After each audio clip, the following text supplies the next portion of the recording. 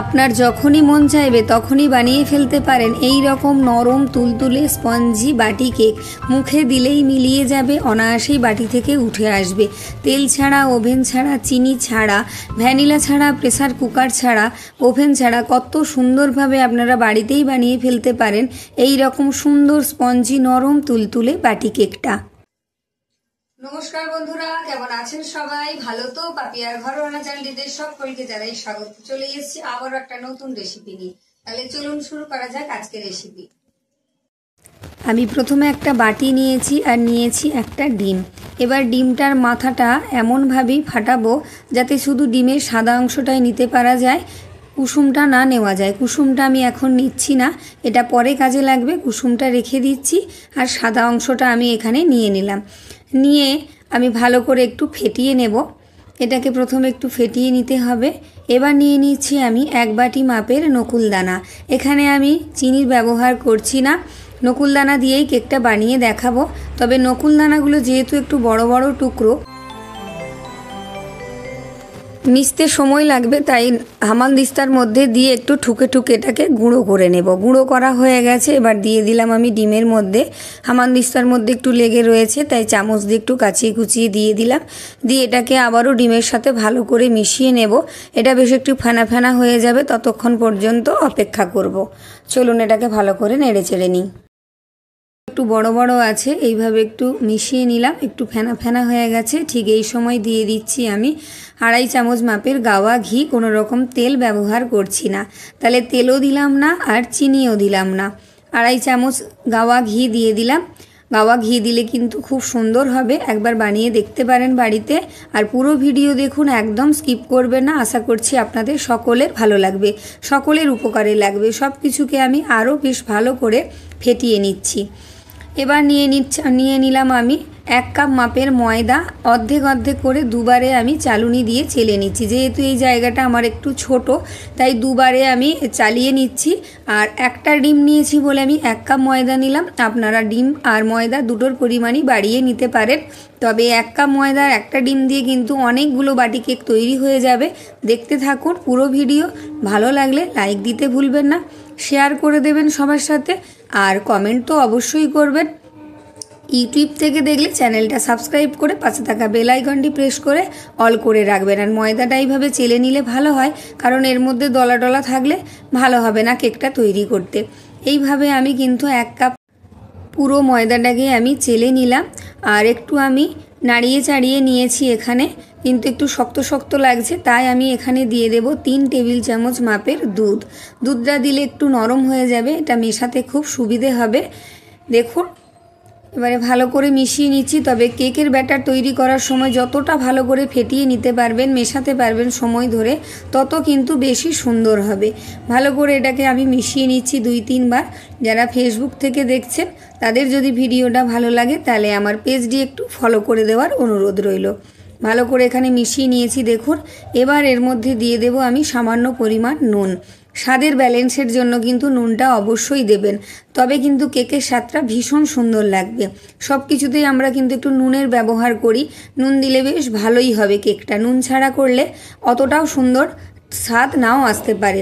এবার এখানে মেশানো হয়ে গেছে, আবার দিয়ে দিচ্ছি আমি 2 টেবিল চামচ মাপের সুজি। ভেতরটা বেশ একটু দানা দানা থাকবে আর সুন্দরভাবে ফুলে উঠবে, ভালো হবে। আমি যে ট্রিক্সটা দেব সেই ট্রিক্সটা ফলো করলে কিন্তু প্রত্যেকের কেক খুব ভালোভাবে ফুলে উঠবে আর বেশি সময় লাগবে না। মাত্র 10 মিনিটেই তৈরি করে নিতে পারবেন আপনারা সুন্দর একটা বাটি কেক বলুন আর বড় কেকই বলুন।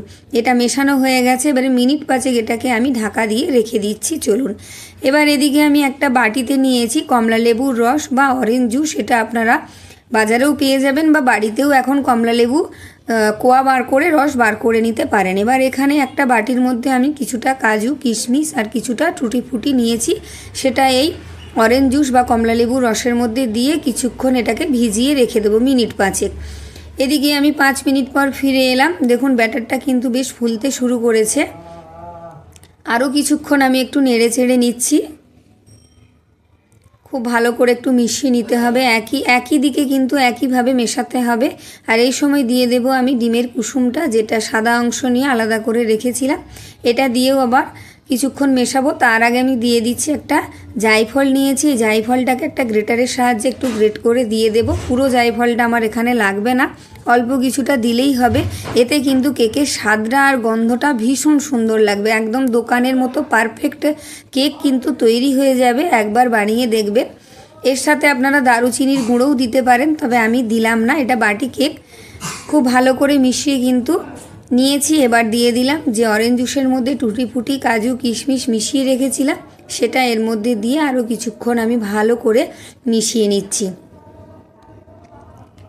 এইভাবে সুন্দর করে কিন্তু একই দিকে কেকের ব্যাটার মিশিয়ে যাবেন, উল্টো দিকে ঘোরাবেন না, তাতে করে কেক ফুলে উঠবে, নরম হবে, স্পঞ্জি হবে। এর আগেও আমার একটা কেকের ভিডিও দিয়েছি, সেটাও আপনারা দেখে নিতে পারেন। এবার দেব আমি আসল ট্রিক্স। চলুন, এখানে একটা বাটিতে নিয়েছি আমি 1 টেবিল চামচ দুধ। এবার এর মধ্যে দিয়ে দেব আমি 1 চামচ মাপের বেকিং পাউডার, আর দিয়ে দিচ্ছি 1/2 চামচ মাপের, মানে ওই চামচেরই 1/2 চামচ মাপের বেকিং সোডা।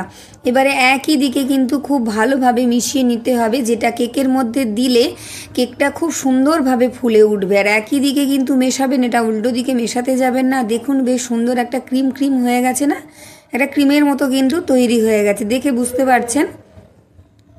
আর এই কাজটা খুব তাড়াতাড়ি করতে হবে। এটা মেশানো হয়ে যেতেই ক্রিমের মতো তৈরি হয়ে গেছে, হয়ে যেতেই আমি এটাকে কেকের ব্যাটারের মধ্যে দিয়ে দিলাম। এই কাজটা সঙ্গে সঙ্গেই করবেন, বেশি দেরি করলে হবে না। এবার ভালো করে কেকের ব্যাটারের সঙ্গে আমি মিশিয়ে নিচ্ছি। ভালো করে মিশিয়ে কিন্তু কেকের ব্যাটার আমার একদম তৈরি হয়ে গেছে। এটার জন্য কেকটা বেশ সুন্দর ফুলে উঠবে, নরম তুলতুলে হবে। এখানে আমি 3টে বাটি নিয়েছি একই মাপের। এরকম স্টিলের বাটি আপনাদের প্রত্যেকের বাড়িতেই আছে, যে কোনো মাপের আপনারা নিয়ে নিতে পারেন, তাতে কোনো সমস্যা হবে না।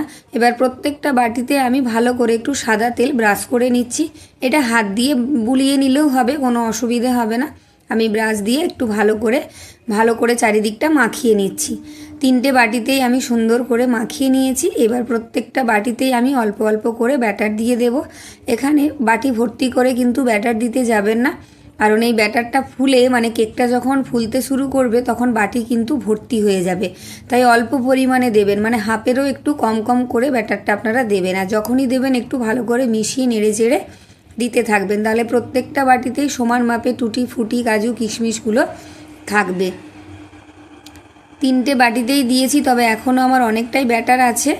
আমি আরও 2-3টে বাটিতে করে নিতে পারবো। এইভাবে বাটিগুলোতে ব্যাটার দেওয়ার পর একটু ট্যাপ ট্যাপ করে নিতে হবে, মানে একটু ঝাঁকিয়ে নিতে হবে, যাতে ভেতরের হাওয়া বাতাস যেটা থাকবে বেরিয়ে আসে আর সমান হয়ে যাবে কেকটা।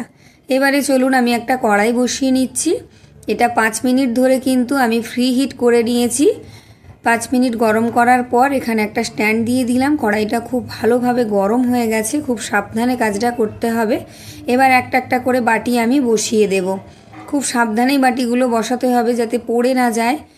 এটা যখন ফুলে উঠবে তখন কিন্তু অনেকটা উঁচু হয়ে যাবে। 3টে বাটি আমি আরও একটা বাটিতে কিন্তু কেকের ব্যাটার ভরে নিয়ে এর মধ্যে দিয়ে দিয়েছি, দিয়ে ঢাকা দিয়ে দিলাম মিনিট 5 জন্য। আর এই ঢাকার যে ফুটোটা আমি বন্ধ করে দিলাম। চলুন 5 মিনিট পর ফিরে এসে আপনাদের দেখাচ্ছি। দেখুন বাটি ভর্তি হয়ে গেছে, আমি অর্ধেকেরও কম ব্যাটার দিয়েছিলাম, ফুলে বাটি ভর্তি হয়ে গেছে। এবার ওপর থেকে আমি একটা করে এরকম কাজু দিয়ে দিচ্ছি, আর একটু টুটি ফুটি দিয়ে একটু সুন্দর করে সাজিয়ে দিচ্ছি। আপনারা আপনাদের মনের মতো কিন্তু সাজিয়ে নেবেন।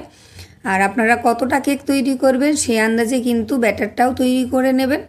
এইভাবে সুন্দর করে একটু সাজিয়ে নিচ্ছি। দেখুন আপনারা আপনাদের মনের মতো করে সাজিয়ে নেবেন। হয়ে গেছে। এবার আরও মিনিট 7 আমি ঢাকা দিয়ে রেখে দিচ্ছি, তাহলেই কেক একদম তৈরি হয়ে যাবে। আর গ্যাসটাকে আমি মিডিয়ামে রেখেছিলাম। আর বাটিগুলো একটু নড়ে চড়ে গেছিলো, দেখুন কতটা ফুলেছে, ঢাকায় ফুলে আটকে গেছে কেকটা। বাটিগুলো একটু নড়ে চড়ে গেছিলো বলে আমি একটু আবার উল্টোপাল্টা করে একটু বসিয়ে নিয়েছি। এবার একটা টুথপিক দিয়ে দেখিয়ে দিচ্ছি যে প্রত্যেকটা কেক কতটা নরম হয়েছে, আর কিন্তু সবটাই হয়ে গেছে, মানে বেক হয়ে গেছে প্রত্যেকটা বাটি কেকই। দেখতেই পাচ্ছেন, আমি দেখিয়ে দিলাম কতটা ফুলে উঠেছে। এবার চলুন এটাকে নামিয়ে আমি ঠান্ডা করে নেব। এটাকে ভালোভাবে কিন্তু ঠান্ডা করে নিতে হবে নামিয়ে। পুরোপুরি কিন্তু ঠান্ডা হয়ে গেছে, দেখুন আমি হাত দিয়ে ধরছি, কিছুই হচ্ছে না। এবার একটা ছুরি নিয়েছি, সাইড থেকে ঠিক এইভাবে একটু চাপ দিয়ে দিলেই কিন্তু অনায়াসেই বেরিয়ে আসবে কেকগুলো, কোনো অসুবিধে হবে না। দেখুন উঠে এসেছে আর কতটা নরম হয়েছে।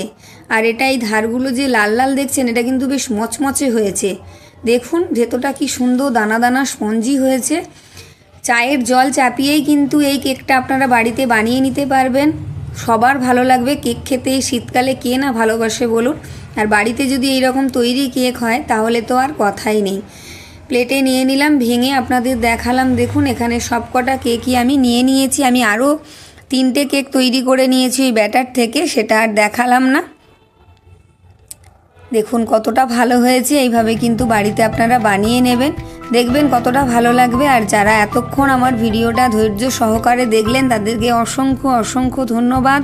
এই টিপস ফলো করলে প্রত্যেকটা কেক ফুলবে, নরম হবে, তুলতুলে হবে। তাহলে টাটা বন্ধুরা, দেখা হচ্ছে আবার একটা নতুন ভিডিও নিয়ে।